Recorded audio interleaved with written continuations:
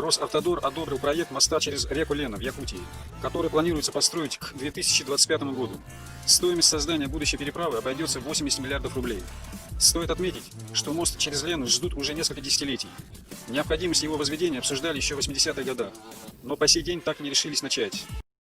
Давайте Якутия, вот, пожалуйста, Якутия. Мост через реку Лену может стать символом освоения азиатской части территории Российской Федерации. Хотелось бы задать вопрос, стоит ли нам ждать этот мост? Если да, то когда? Потому что якутянам он очень нужен. Спасибо. К мосту через реку Лену.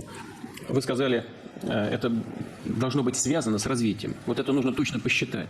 Стоимость этого моста, а мы говорим об этом уже давно, несколько лет, очень большая. Это дорогой проект. Надо посмотреть, он упрется просто в город и все. Или есть возможность развития региона в целом на другом берегу реки Лены, развития экономики, инфраструктуры, выход на какие-то месторождения. Вот что надо решить. Надо решить, надо сопоставить расходы и конечный результат для экономики региона в целом.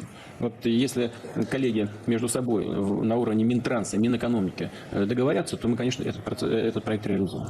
Таким образом, если вы спросите, ну а сколько в итоге стоит дворец Путина под Геленджиком, ответить на этот вопрос будет нелегко, потому что такие объекты с тоннелями, вырубленными в скалах и подземными хоккейными коробками, они просто не продаются. Но мы можем оценить минимальную стоимость, сколько на него потратили денег. В общей сложности уже 100 миллиардов рублей. Поэтому мы и называем это самой большой в мире взяткой. Путинские друзья, получившие от него право украсть в России все, что они желают, отблагодарили его много чем, но в частности скинулись, собрали 100 миллиардов рублей и построили своему боссу дворец на эти деньги.